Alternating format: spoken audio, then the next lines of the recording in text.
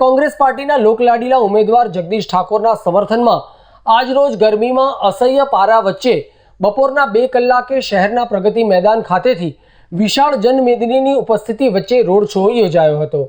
ત્યારે જગદીશ ઠાકોરને તમામ સમાજના સભ્યો સહિત કોંગ્રેસના આગેવાનો અને હોદ્દેદારો દ્વારા તેઓને ફૂલહાર પહેરાવી જીત નિશ્ચિત હોવાના શુભાશીષ પાઠવ્યા હતા।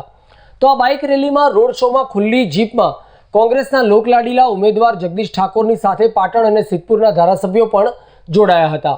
તો આ રોડ શોમાં કોંગ્રેસના પંજા સાથે પાટણ શહેરના તમામ વિસ્તારોને કોંગ્રેસમય બનાવી દીધો હતો।